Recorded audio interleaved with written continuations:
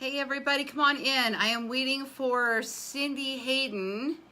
Cindy's going to pop in here in just a second and we are going to do our interview. We were going on with our other software and we're having some technical difficulties. So let me see if I can invite Cindy to our call. Hang on one second. Let's see if I can get Cindy on here. Okay, invite sent. We're going to give this just a moment. And once we are live with Cindy. Okay, here you guys come. Here comes Cindy. Hold on. Bring them on camera. All of this technology stuff that is moving so fast. All right, Cindy is being added right now to the call. It is connecting. Hi, Cindy. I see you. Work. Huh? Can you hear me? I can, and I'm just fascinated watching what's happening right now. I'm trying to figure out how we do the split screen thingamabob, and but we might just have to go with it because I don't see. Oh, hold on. Yeah. Choose how to go live. Hang on. Oh my goodness. Hang on a second. Live video. Bring a friend. Okay. Hi, friend. We brought the friend. Now, I wonder if anybody else watching this, if anybody's watching this, tell us if you can see us side by side, or is it just my face? Cindy, in on your screen, who's the big one? You or you? Me? It is still me. Okay. You. All right. Mm-hmm. I may have to study this after we go up. If anybody who's watching who knows the answer, how to make this split screen instead of the little picture-in-picture, let me know, because I know there's a way to do it. I see people do it all the time. But I'm usually using my software, and that does it for me. So I've never actually looked on here to see. I see Cindy. All right, well, Cindy, we're just going to go then because you're still here and you're looking beautiful. Thank you. And thin. How do you feel? Thank you. I feel good. You know, the best part is I feel peaceful. It's not this burden or this work or this shame or struggle. You know, not all of it's all gone. That's all gone. Right. Hold on a second. Renee, I know Cindy's in the corner. I can't figure out how to make her big. I don't know the answer to this. I don't want to be big again. But nobody puts Cindy in a corner. Yeah, everybody's telling me that Cindy's small up top. I know, I don't know how to fix it. Alex, quick, go Google this for me. How do I make Cindy, how do I make a split screen instead of having me be big and having Cindy be, hold on, let me click another button and see if that does anything. Nope, that didn't do anything. Let me try the wizard. Nope. Yeah. What? That is not what I meant to do.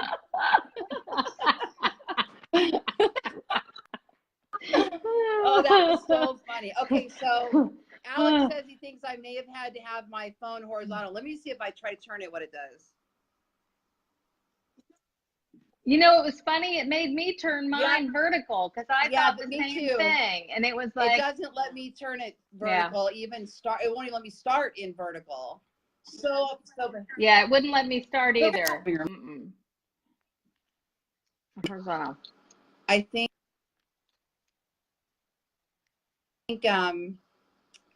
shoot, I'm going to have to look at it afterwards. All right, guys, just go with me for a second. I know everybody's going to talk about Cindy being in the corner, but it's what she says that's the most important thing. All right.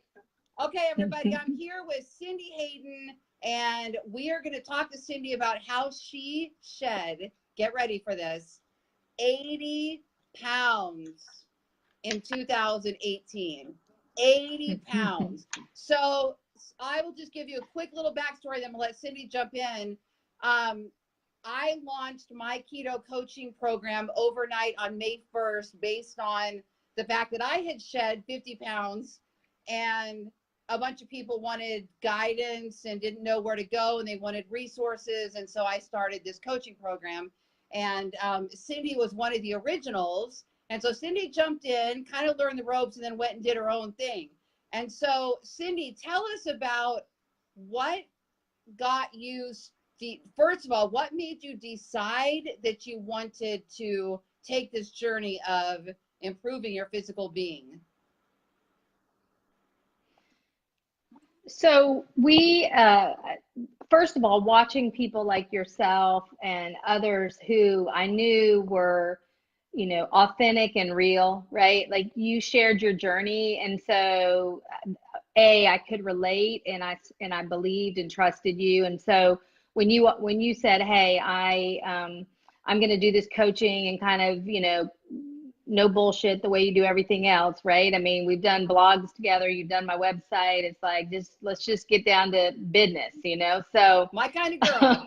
Yeah. So exactly. So you're my kind of girl. So anyway, that was, and I was starting to, I mean, I've been blessed that I've most of my life felt good. You know, people say, oh, you must have, but I was starting to feel some pains in my legs. I was starting to think that, you know, I come from a family with heart disease and heart attacks. And the reality is I'm smart enough to know that I was just tiptoeing at not when, you know, not if, but when, right? And so probably the other big thing for me, and I don't know how much this played in your journey, but around the same time, we, Jack and I made the decision to move back to the beach, to my happy place. And I didn't really realize how much of my soul, you know, sometimes like we're caught in this rut. And so making some environmental change, some whatever. And so for me, I just found that, you know, I realized that I wasn't living fully the way I wanted to, or the way I wanted to into the future. And so our house has is 3 stories because it's elevated, because it's at the beach. And when we first got there and I went up the stairs, I thought I was gonna have a heart attack. I was like, and it just became obvious that I was not, I mean, it was more,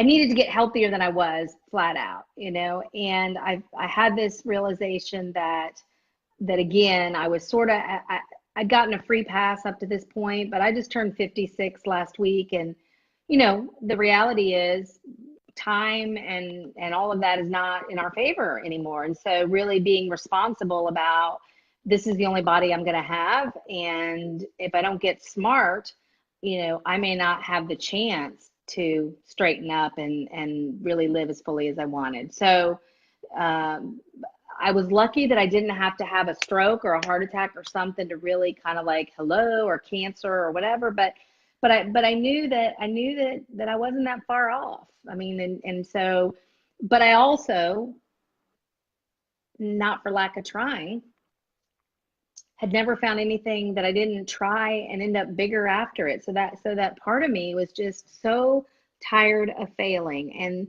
the pain and the shame and the frustration was like in denial, because I felt like I didn't want to have another failure. I don't fail in my life, and just to experience that and deal with it, I wasn't ready to. So what I heard, what I love is that you got healthy because you wanted to live life fully. And I think that's such a great expression and such a good reason to start something like this. So you actually mentioned that before. You said you wanted to prevent some kind of tragedy from happening. You wanted to live life fully. And what's interesting about that is I started my journey for the exact same reason. Yes, of course, we know that when we're overweight, we're going to have more health risks. And as we get older, this is even more and more true.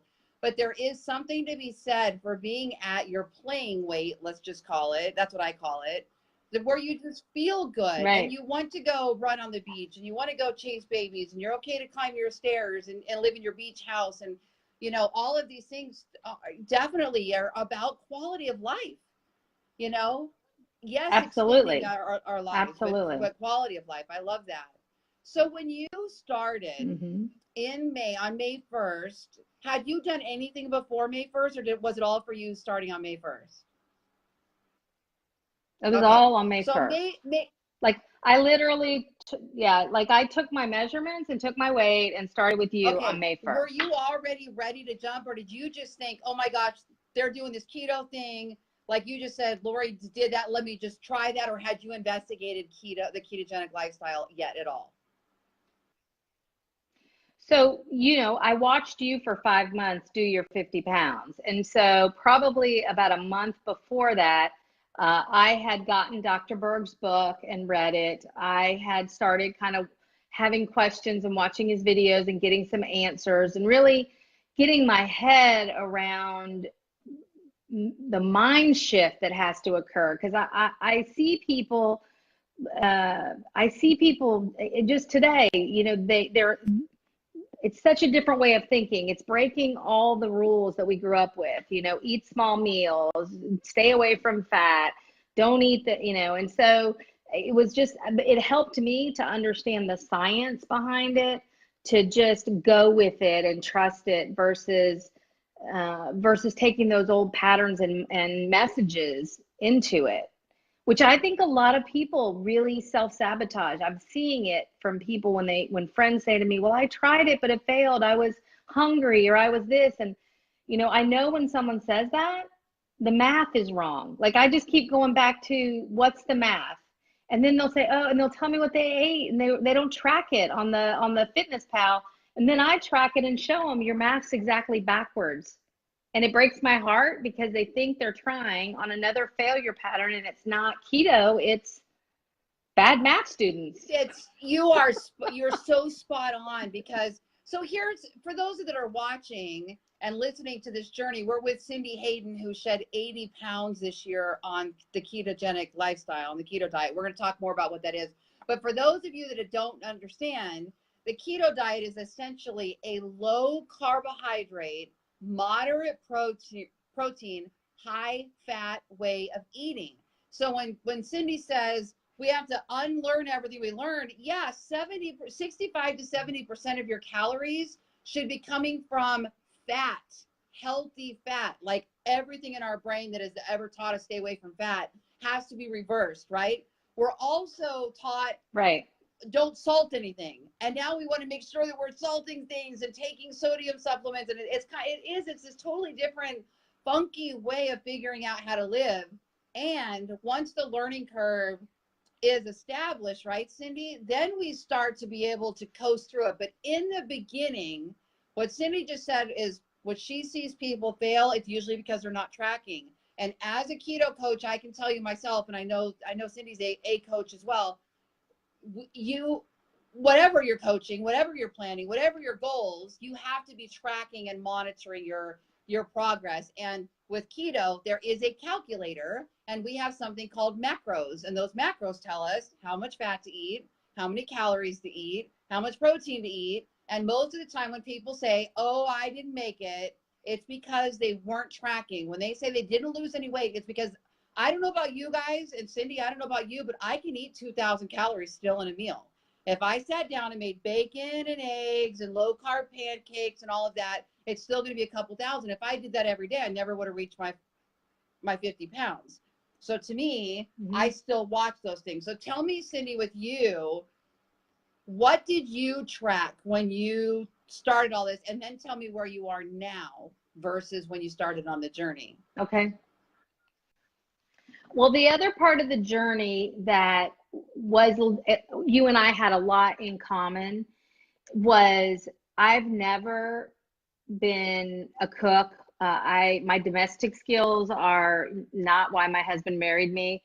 So, I thought kitchens look good in real estate photos, but I didn't really know what you did in there other than that, So the first 5 months, I was like, okay, I kept it simple, right? And so I figured out what, whether it was, a bacon, egg, and cheese omelet, a bacon cheeseburger, a ribeye, shrimp with butter, I figured out what worked.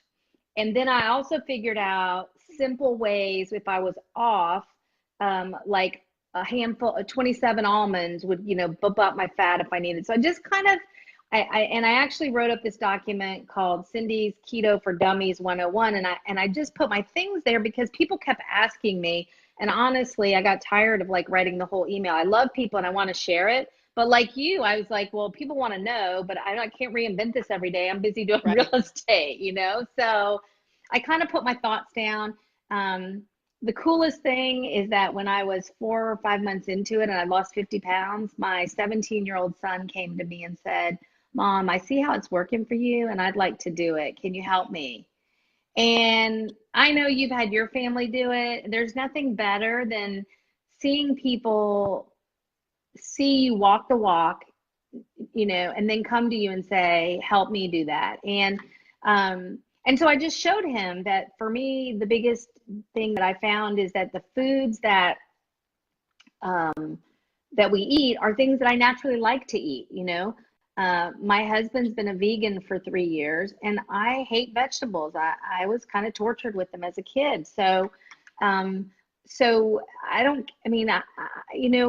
if being vegan meant that I would live forever, I probably am not going to live forever. Like it just, I don't know. Maybe I would change, but it's just not. So for me, this was like, I could find foods I really, really enjoyed and I could eat those.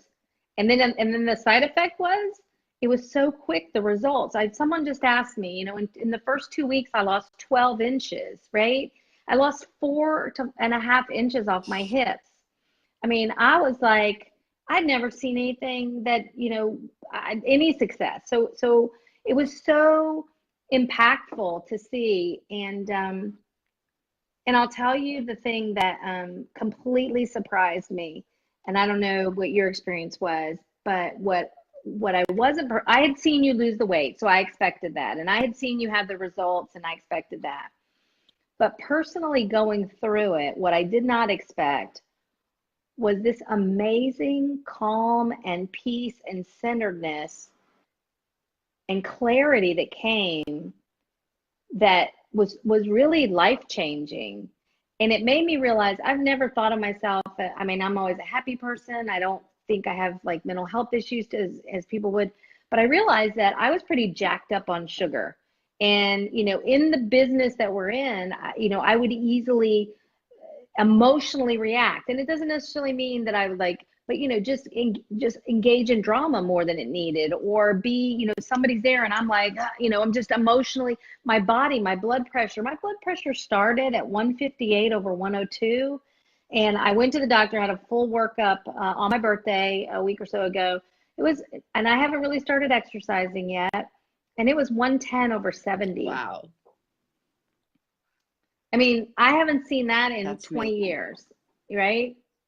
So, but the calmness and just this amazing, it made me realize that really in our culture, that a lot of people are walking around jacked up on sugar and they don't even realize how it's impacting people's reactions to just engage with people in a healthy way, right? I mean, we have so much conflict and explosive nature, and I come to believe that the food is a big piece of that for a lot of people. I agree with you 100%. And what's interesting is when I started my ketogenic lifestyle, it was definitely, like we just said, to live fully, quality of life, lower weight.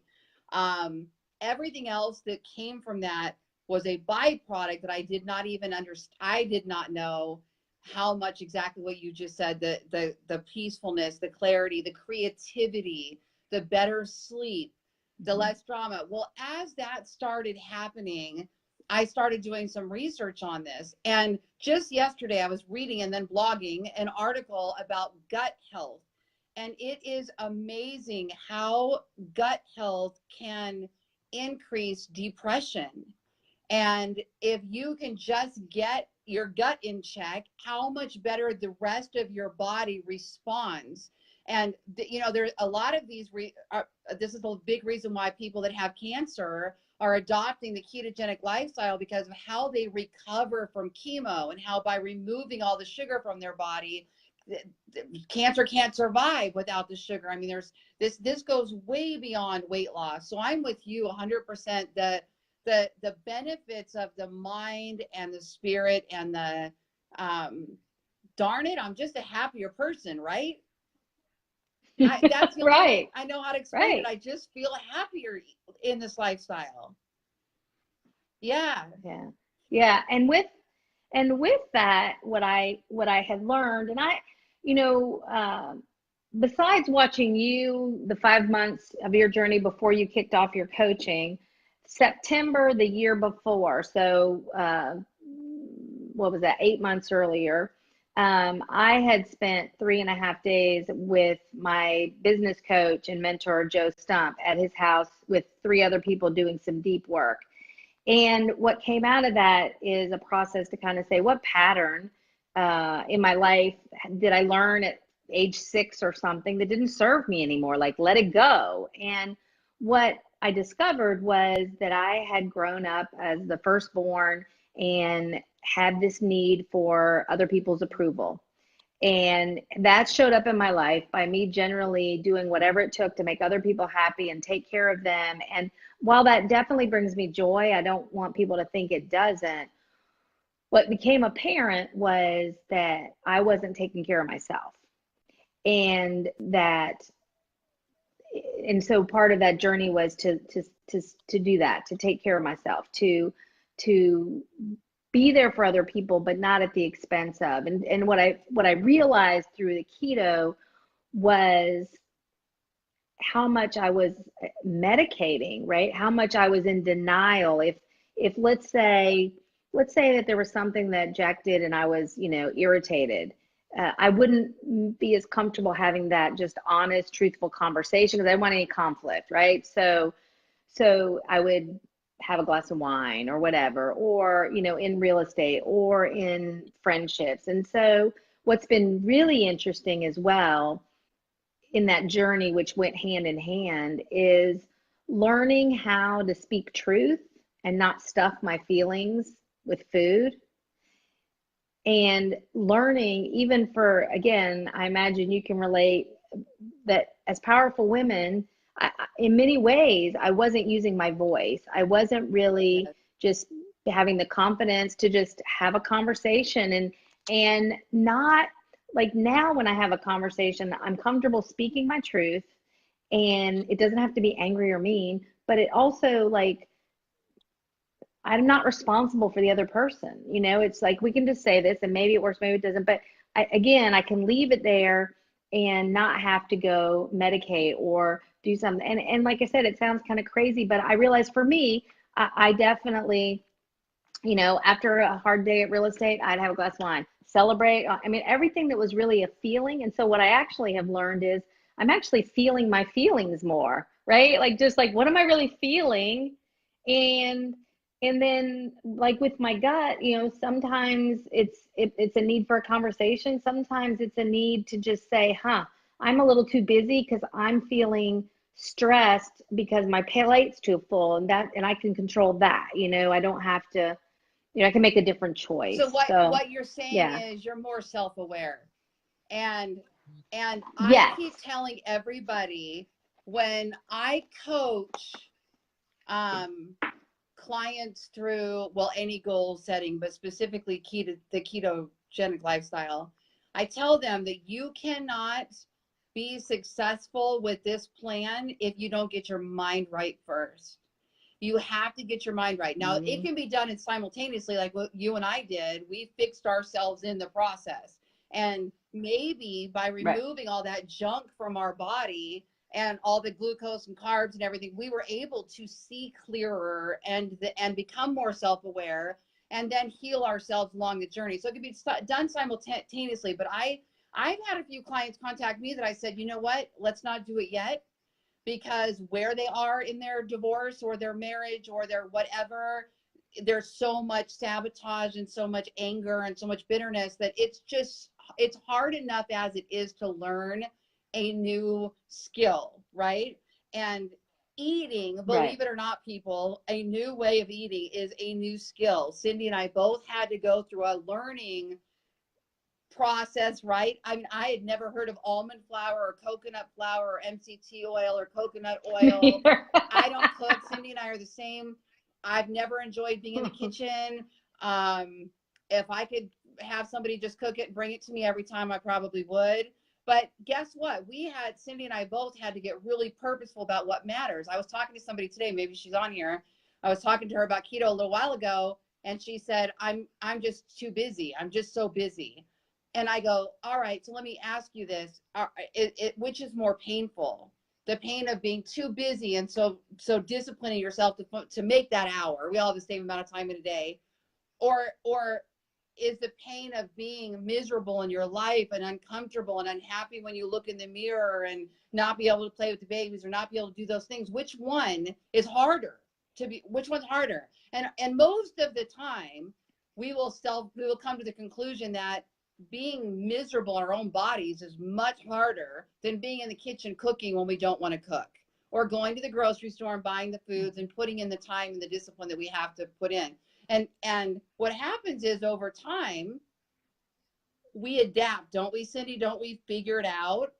Like, when are we going to do our prep? What's easiest to make? Now, you and I did it the same, it sounds like, Cindy, where we kept everything stupid simple, right? It was filet mignon on the grill, bacon and eggs, a chicken fajita bowl, a hamburger with cheese, lettuce wraps were fancy schmancy. But now I'm starting to enjoy playing with the recipes now that I hit the goal weight, right? Me too. But I think in the beginning, that's the key, is keep it stupid simple. Don't overthink this, because what I did is Cindy, maybe I had at most 10 different things that I ate at most, and I ate those things all the time. And like Cindy said, I knew that if I ate 10 Brazil nuts, I was going to get in my healthy fats. I knew that if I added a tablespoon of grass-fed butter, Kerrygold cheese, or what, I knew those specific things that would help me get that extra fat in. And I never even touched MCT oil for the first 6 months. Like, I didn't even do bulletproof coffee, or I had to keep it so stupid simple to succeed with this, and now I'm at the point where it's like, woohoo, I get to play. Look what I got. Can you see what this is? Oh, you can't, my light's too bright. So this is Catalina Crunch, like the most expensive cereal on the planet. And I haven't tried, I took one little piece of it, but now I'm playing with all the keto foods and the recipes and making, crack slaw. You make crack slaw? You don't make crack slaw yet? No, I'm not no, I'm not really a cabbage fan. So, that's not my, that's right. You don't like vegetables. So tell me this, Cindy, what I noticed on your Facebook post either today or yesterday, you've got a picture of yourself looking fantastic. It's your current picture, lost 80 pounds or got rid of 80 pounds. Right. But you specifically said your way, that you did it your way. What does that mean? So what I keep hearing people say, and, I have certainly encouraged people that are curious to be coaching and kind of learn the ropes. There are a lot of people, products, everybody trying to sell this, hey, there's a keto shake. Hey, there's a keto this. Hey, the local doctor, on our radio station here, the doctor that's charging X amount is basically keto. And so my biggest passion is for people like me that have tried and failed so many times. I just feel like it's so important to, I think what working with you and the way I did it, what the shift was, I never, right? I was learning, and I think that, making lasting change. And so I just was trying to say, there's no, like, you have to buy something, you have to do something, that it was just, what I did my way was, you probably had more things than me when you say 10. I think I had like 5 things I liked eating. And so I would just eat those 5 things. So let me just tell you what my stupid, simple lunch was. Like, stupid, simple. I don't care what anyone thinks. I would go to Publix and I would buy like good cheddar cheese and good Gouda cheese and the Bridgeford summer sausage that has 0 carbs. And I would have it and I would cut like a couple of slices of each and I would eat it for lunch. I would be totally satiated. And I'm like, and people, and everybody has, I'm like, you know what? It's simple. It worked. I didn't have to think about it. Like you, I'm between appointments and, so I just really set myself up for success. And you talked about cooking, but honest to gosh, the first 5 months, I mean, I would go to Chili's and have a burger with nothing on it in order to cook for me. Like I wasn't putting the pressure to now figure out how to cook to eat right. So I wasn't even as advanced as you. And my go-to, like if I tried to stay away from drive-through food. However, my go-to for any time that somehow I'm hungry, because I do eat when I'm hungry, but I don't eat when I'm not hungry. And the McDonald's folded egg and sausage patty is almost a perfect macro, and they serve it 24 hours a day. And so like we were in the middle of moving houses and I remember this one time it caught me off guard because I was hungry and I don't normally get hungry. You know how it is. But I had been doing a lot of physical lifting up and down stairs, up and down stairs, up and down stairs. And so I was between that and then going to an appointment. And so I remember like, I just went to McDonald's. And so I think it's just having those simple go-tos. I mean, goodness knows if you can't find a McDonald's, I don't know where you're living. So it's like, just give yourself permission to like take care of yourself. And no, I'm not a fan of McDonald's and I rarely eat fast food for, at all, but knowing it's there and knowing I can make a good choice and keep my body burning fat versus, screwing it up, I'll take that choice every day. Well, it sounds to me what you learned, and this is a key to success, is you learned the most important thing was to keep your carbs down to a minimum, right? And you did whatever it took to eat the fats and protein so that you didn't go for the carbs. Now, when I first started, Cindy, I could not drive through a drive-through. I would order everything on that freaking menu. I could not do it. I also did not do much social stuff, and you're so social. I did not do a lot of that in the beginning. I had to kind of stay home and stay put, which is one of the reasons why I did cook, even though it was basic. I bought a little grill. You guys have seen my grill. I bought a grill. I bought one because you said to. Do you use it?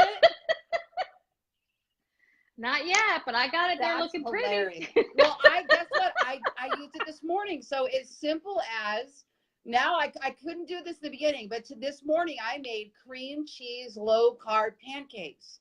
And it's literally 2 eggs, a tablespoon water, a little bit of vanilla, some protein powder. I put flaxseed in it for fiber. And there's like it's the stupidest simple. And I just heated up that grill. And I tell you, I felt like I was having a treat this morning. It felt like I was having a bowl of ice cream. I was so excited. But I cooked all beef Angus hot dogs on that grill. I cook bunless burgers on that grill. I cook shredded chicken, just chicken, slice of chicken, sausage all the time. You said sausage. I love sausage. I fried cheese on that grill. I buy the baked cheese. Have you seen baked cheese? Oh my gosh. No. Somebody told me about it and I had to go to the store and find out what this baked cheese was. I put it on the grill. It is like a grilled cheese sandwich. It's absolutely amazing. So those of you that are saying you don't like dairy, you don't like cheese, you don't eat meat, this is definitely going to be more challenging. We do generally eat a lot more of those foods. However, you can, as long as you can get in your protein and healthy fats, you can get it in however you want to. Cindy and I choose sausage and cheese. Yeah. But, Lori, we've had that conversation with people and, again, shrimp with drawn butter and there's all those things. And I think when people say dairy, they need to realize that we're not doing dairy. I mean, we're doing almond milk and we're doing heavy cream and we're not doing, yes, I mean, cheese is probably the one area, but But really, like, I haven't had cow milk for 8 months. I haven't had that kind of stuff, I would say so eggs. I think Eggs are people, something we do mhm. quite a bit of. Yeah. But again, it's not, it's like Hmm. it's not necessary. There are so many options that all that matters is, as far as the weight loss component, guys, is that you're keeping your carbs low. Cindy, did you do net 20 carbs? What did you do for your plan? Okay. Totally. Net 20. And I'll tell you the other, besides bad math students, the other biggest mistake that I see where people go wrong, and I had to try it for myself, but because we're talking about the 20 carbs, I used to have a glass of wine every night, right? And so I the first month, and my experience is people should kind of, if they can, not drink the first month, just give themselves the gift to see where they are and let their bodies sort of Sure. figure out. But when I would drink even one glass of wine, what I learned was that, and I experienced, is that it would just stall my weight, because I was like, I have plenty of carbs to drink this. So I was like, I'm totally legit. However, doing the research, because I was curious, your liver is what processes fat and alcohol, but it processes alcohol first. And so every time we do that, we're just like basically, shutting it down. It's like all of a sudden, if you had a fireplace with logs on it and you just took all the logs out, there's nothing, it can't burn. It's like, I got to get rid of that. So now when I go out, and you're right, I host my clients every Sunday. I mean, I'm out probably 4 nights a week. People will tell you that I tend to drink soda water and lime most times. And then probably twice a month, I make a conscious choice to have some wine. And I know that, a day or two, I won't lose whatever, but this is a journey too. I love what Dr. Fung said in his intermittent fasting book. He said, that concept of feast or famine. He said the problem in the world today is, in the old days, they would have big feasts and then they would That's right. fast. And so it was this balance. We just feast and feast and feast. And so he's like, that's where it's all messed up. And so I just look at that I don't want any absolutes in my life. Most of the time I choose differently, but when I feel compelled for whatever reason, I'm going to enjoy it. I don't have any shame or guilt or anything around it. I just have the realization that this is the result. And so as long as I'm okay with that result, fine. I love that, because here's the thing. There is no perfection in this. I've never claimed to be perfect on my journey, and I'm definitely not perfect keto. I mean, if you look at perfect keto, there are so many ingredients that we should never, ever, ever have. And I would say I'm definitely not that perfect keto person. I really work strategically to keep the glucose out, the carbs low, the protein and fat balance, and I look to avoid added preservatives and things like that. But yes, am I going to have a peanut? Damn right, I'm eating the peanut. And somebody else who's super keto might say you shouldn't really have peanuts on the keto diet. So that's why I asked you about the your way, because I kind of feel the same way. Like, I studied Dr. Fung, and I studied Dr. Berg, and there's a good set of Leanne Vogel. I like Leanne Vogel. There's a good set of experts that I followed, and I don't think any of them are perfect. There is no such thing on this planet, and they all do it different. Everybody has different opinions. I absolutely 100% love to indulge and go play, and then come back and go strict. And for me, I easily could lose another 10 pounds, 15 pounds, maybe even 20, and still be healthy. But I hit a weight, and no matter how much fasting I did, the weight would come right back. And I said, you know what? I'm pretty happy right here. I'm pretty I like the way I feel. I like the way my clothes fit. I like the size that I'm in. I'm I'm good right here. And part of it is because I am still going to choose sometimes to go on a cruise and eat cruise food. And I'm so, and I think that to me is quality of life. I don't care to be Right. perfect my whole entire life. Sometimes I will go out dancing and have a few shots of alcohol. And I've already lost the weight, so I'm not gunning to lose anymore. And I think that's okay. I think we earn the right to make those decisions. Granted, we're probably not going to feel as good. I have this under my eyes. I have this right eye right here. When I eat bad, that eye swells up. It is a tell. Like, so I will tell it well because I Wow. had my eye bags removed, you know, back last year. Right. And there's just a little bit left in this one that they, you know, didn't quite get it all. And it reacts instantaneously to inflammation. And so if I was trying to hide from anybody that I was eating that brownie last night or going out, it's in my face. So I have to make a conscious decision that, you know what, I'm going on camera. This is happening, blah, blah, blah. Or I'm going to a family reunion. I'm going to a convention. I'm doing this. If I eat crappy, my eyeball's you're going to see it in my face, you know? And those are just kind of Wow. things that we learn about ourselves, you know, what makes us, sometimes I Mhm. can eat keto food and not feel good too. You have to know what they are. You know, I can make dark chocolate clusters and I'm good until I eat like the fifth one. And then I'm probably not going to feel good the next day. So we kind of just learn all of those things about our bodies and what we do, what we do. But in the first, Cindy and I are both telling you guys that we were strict in the beginning. And then we earned our way into choices. And I never say they're regrets. I never call them cheats. I call it off plan. And I'm choosing for that holiday or for that whatever. Now today, my teenager ordered pizza. And of course she came in and said, Mom, I know this isn't good because you're going to want my pizza. Is it okay if and I said, it's okay that you order pizza and I'm not eating any. And I have a goal now. There's a convention coming up in February and I want to be as fit as I can be for that convention. So today I'm choosing not to have it. On another day, I might say, okay, I'll have that and let my eyeballs swell up and do whatever. But for the most part, I'm living the ketogenic lifestyle. And I think that's where you're at too, is you're doing it your way and you give yourself permission when it makes sense for you to do so, knowing what the trade-off is, knowing what it is. But you are 100% right. If you are drinking, especially on a daily basis, while you are learning to work the ketogenic diet, you do really, really push your results off. You will stop burning fat because you're going to have to process through all that alcohol first. And it definitely will slow your roll, you know. Doesn't mean it's impossible. Yeah. But it definitely means it'll slow it down. Cindy, what would you say now that you, are you at goal weight now? 80 pounds? Oh no, I probably still have 40 pounds to 40. go. Yeah, Okay. yeah. So Yeah. you're still.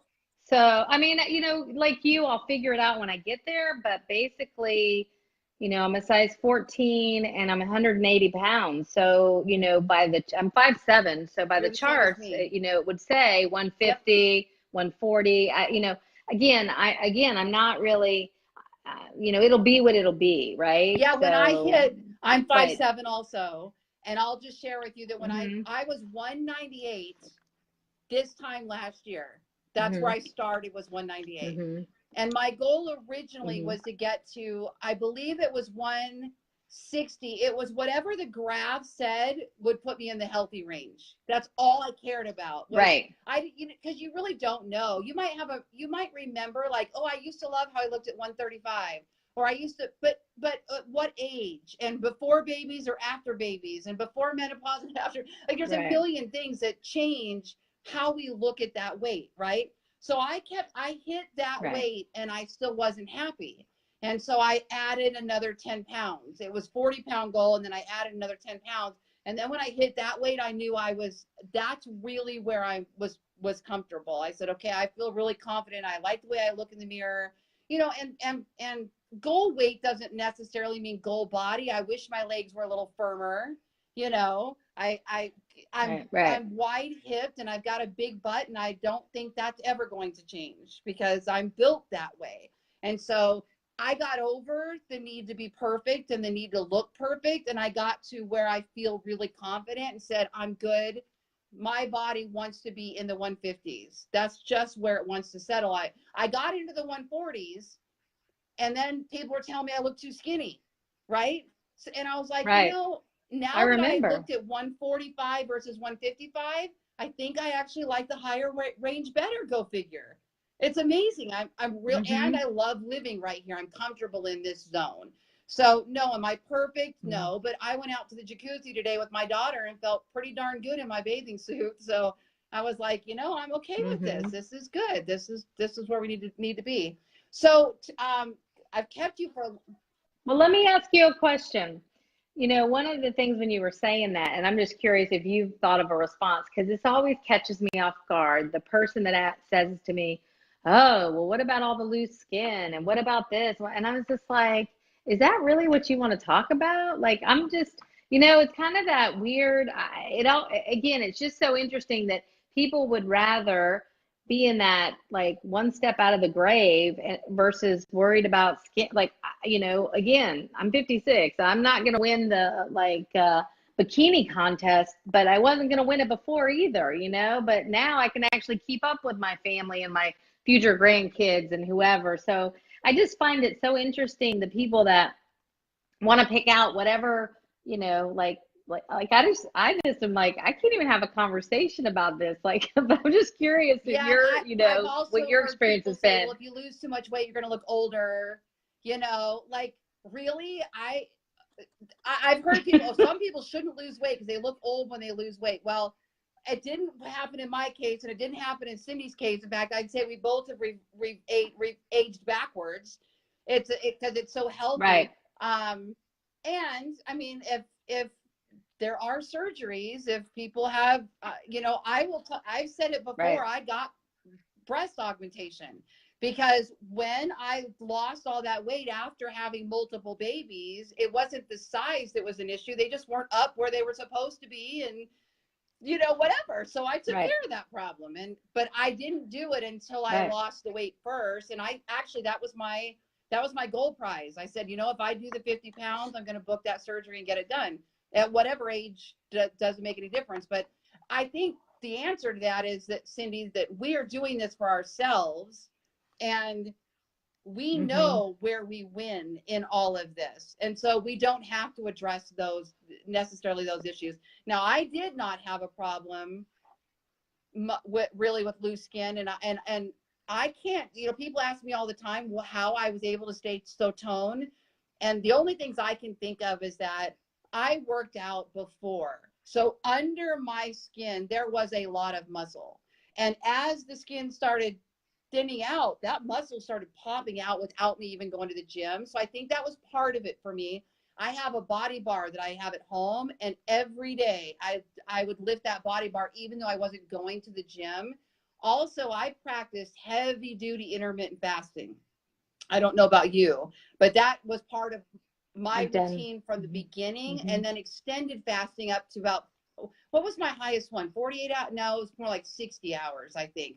And we all know if we study Dr. Fung, that fasting is the best way, and Berg says the same thing, to remove extra skin. So I do think that there is strategy behind that, and I just think it takes a lot longer, and maybe you start that after the fact, not during the process. And because your body, if you're not digesting fat, it's going to have to start taking care of that, any extra skin anyway, because we're not eating the fat. So at first it might be about weight loss, but no, I still have, when I just had this last surgery, I had muscle atrophy where all the muscle I had built up in my arm just completely fell to mush. Everything I had worked on and it was not keto that did it. It was the surgery. It was just a reaction to the surgery. Just, I need to, you know, we need to take from somewhere. So and now I'm building it back up, but I would rather be thin. I don't care about any of those other things. Yeah. And well, let's go back to the original. We would rather be healthy no matter what. Like, the bottom line is we're healthy, and and also I'm learning to love myself however I am, wherever I am. So, you know what, so be it. The one other thing that I was going to share that I think may surprise people is, for people like me who tended to use food for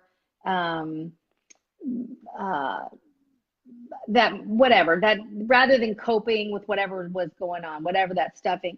What I loved about keto was, after the first week or two, my appetite was so diminished. And as you said, I really, 1 month in, someone introduced me to Dr. Fung. We talked about it, and I started seeing that, and I started, I started really getting down to eating once a day, and really then, some intermittent fasting. But what I'm saying about that is that one of the hardest things about having challenges with food is when you have to make that decision 3 or more times a day. It's hard to make that be successful. It's like asking an alcoholic to be at a bar 3 times a day and expecting them not to slip. And so I think that one of the best things about keto is it actually, in my experience, I make that choice a lot less. So I have to, when people think about willpower or whatever, I'm not having to do that 3 times a day for me. And so that, besides eating less, spending less, doing all that piece of it was more peaceful, that it just, rather than being this, thing that I had conflict around or an unhealthy relationship around, it was like, once a day, you kind of had a plan, you execute, and you moved on. It wasn't my thought process all day. It wasn't, oh, what are we having for breakfast? What are we having for lunch? What are we having for dinner? It was like, I need fuel once a day. Unless I'm get hungry, then I never once, if I'm hungry, then my body's telling me it needs fuel. So that's how I look at it. But other than that, it was just, it helped me in that I had to make that choice or those choices less often. And that I think is something that is really helpful in keto versus any other way that I had experienced up until this point. I'm not sure, if you felt the same way. 100%. So for those of you that haven't learned keto yet, what both Cindy and I have experienced is that as we are digesting more healthy fats, we are less hungry. And what happens is, organically, very naturally, most of us who are living a ketogenic lifestyle wind up eating 1 to 2 times a day instead of 3 times a day.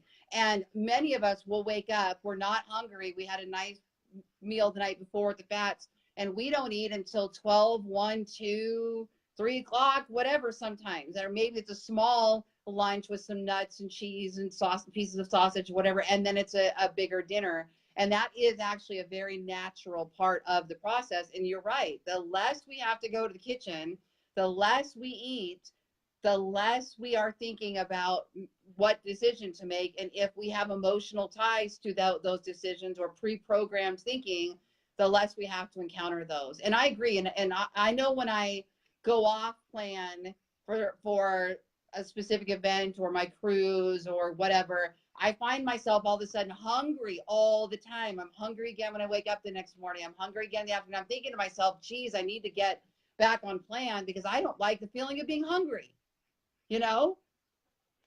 Well, and I had that experience around the holidays because all of a sudden we made all this keto. We made keto pumpkin pie, and we had keto snacks, and we had keto this.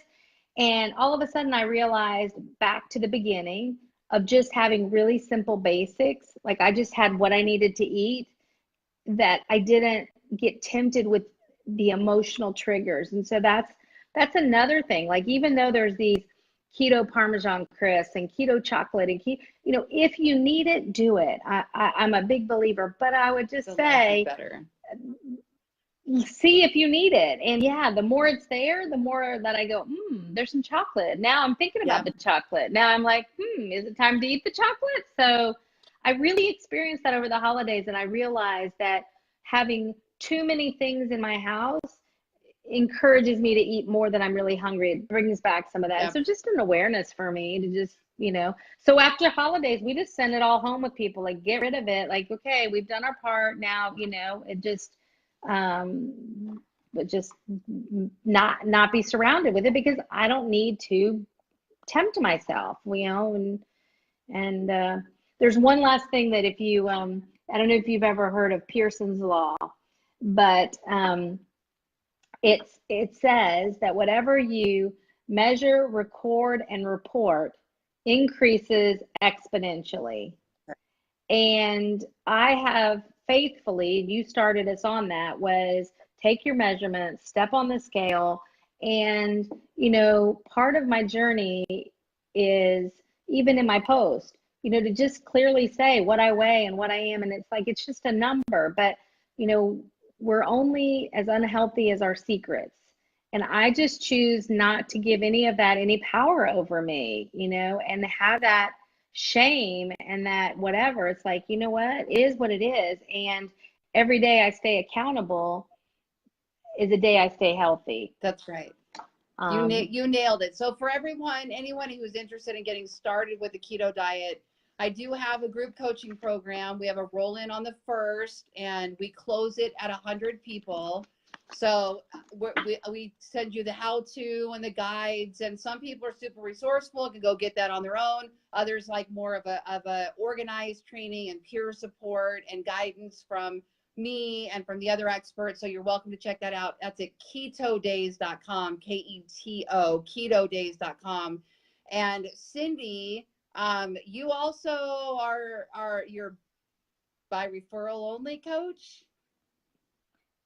I am a by referral only coach. We are just rolling that out, and I think that actually this year we will be offering those success things to people that are not necessarily in the community, but just around different aspects of, lead gen and business building. And really a lot of by referral only strength is around conversations, how to have effective communications to accomplish what you want. And so things like we have something where there's a plan where you can generate 15 to 30 opportunities in 56 days with 10 simple conversations. And so it's the same thing, right? I'm all about how do you keep it simple and how do you get results. I think that's where I am in my life. It's like I don't want all this newfangled. I mean, it's the same when I have you do my website. I'm like, I just want it simple and results. That's what I look for in my life, for solutions. So yes, thank you for mentioning that, and we're super excited, and that'll be rolling out in January. So thanks for mentioning perfect. it. Well, And if people have questions, they can reach out to me. Let me know where to send it. Anybody, I'm going to put this in a blog, but I'll make sure that they have your Facebook connection so they can reach out to you there as well. Perfect. So thank you. Well, thank you for all you do. I appreciate you being here and being such a good example for a great mindset, powerful woman, and decision and massive action. And that's what it's all about. And to everybody else, thank you for joining us. We'll let you go. Enjoy your evening and the rest of the holidays. Thank you so much, Cindy. Talk to you later.